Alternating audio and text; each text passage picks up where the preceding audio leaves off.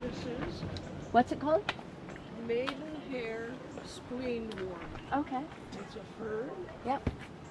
This used to be completely covered, but you've got yahoos that have to climb this Oh. But this was lush, lush, lush. On the Bruce Trail, you got a vertical face, then you are likely to see maidenhair spleenwort. Okay. Yeah, that along that. So for years, somebody Harry. misidentified that as Oh, smooth. stem with red. Yeah, actually, it was all white. Hairy beard tongue. It has been undercut by the river and has fallen from wintergreen flats. And That's also dolomite, you said? dolomite. The vegetation on the wall is so delicate here. We've got lots of maidenhair spleenwort. There's lots of liverwort, maidenhair spleenwort in here. We've got ferns hanging down. Sorry. See tiny little bumpy bits on the bottom. So this is bulblet fern. See, these are little bulbs under there.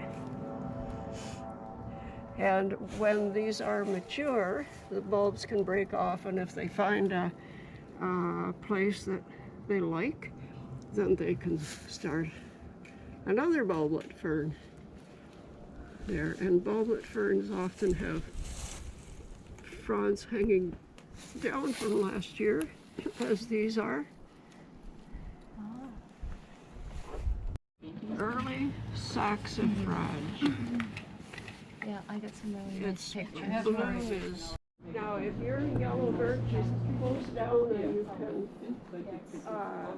get a little twiglet, and you roll it a bit and smell it. It's definitely It worthwhile. smells like peppermint.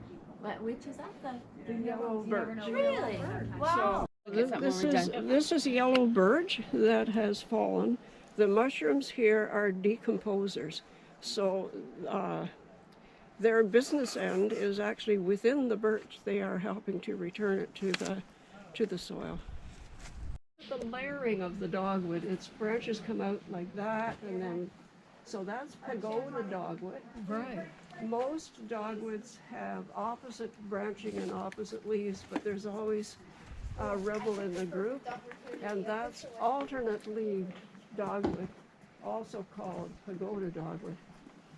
So you can see the flat white flowers there, and it will have berries that are very attractive to birds. This is wild ginger, and its flower is way down at the base. It's always two leaves, one flower at the base, and the flower looks and smells like dead meat. So it attracts fungus gnats, which help to spread it around.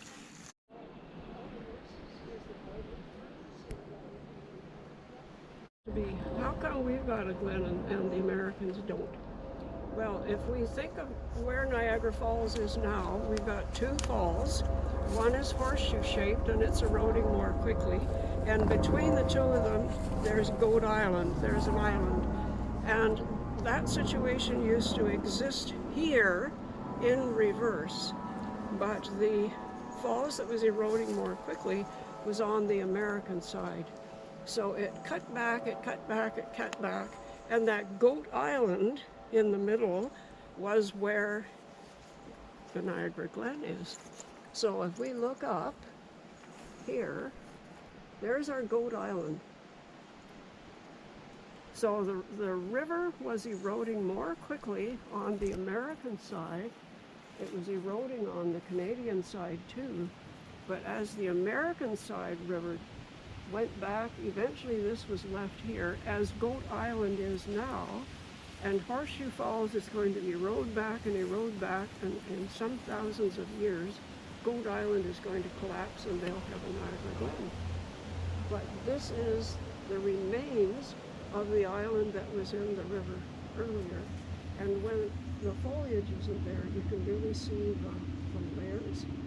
So that's the past. We are so lucky to have Niagara Glen. It's not on the other side. They have to wait 2,000 years. So through and eroding. So it's cut down 8,000 years, cutting down, and you'll see a whole lot of rocks that have been hollowed out underneath, and that's when they are on the river bottom, and the water was rushing by and eroded the softer layers.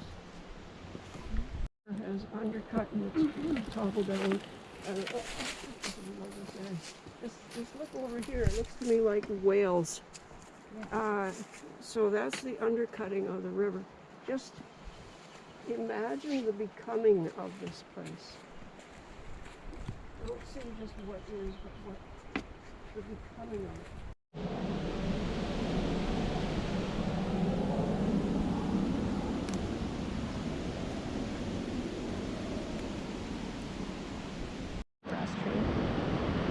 Sassafras.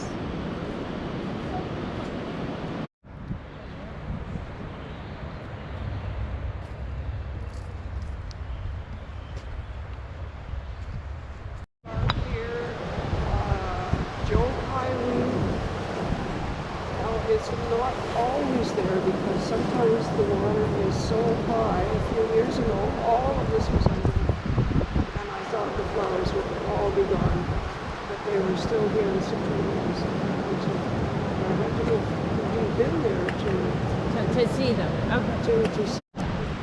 9 bark.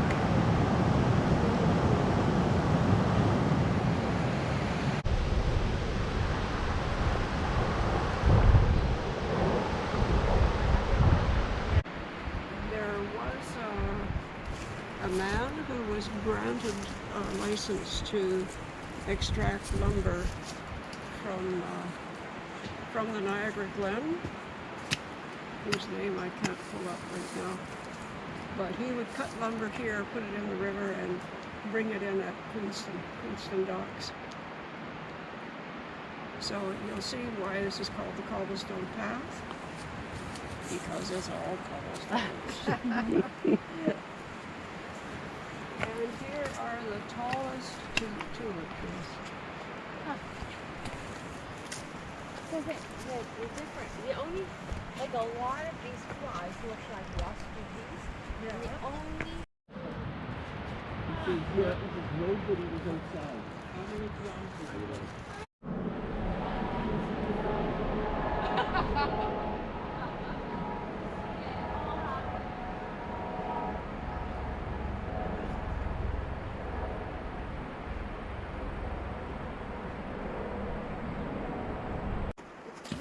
Twin potholes, because there's two.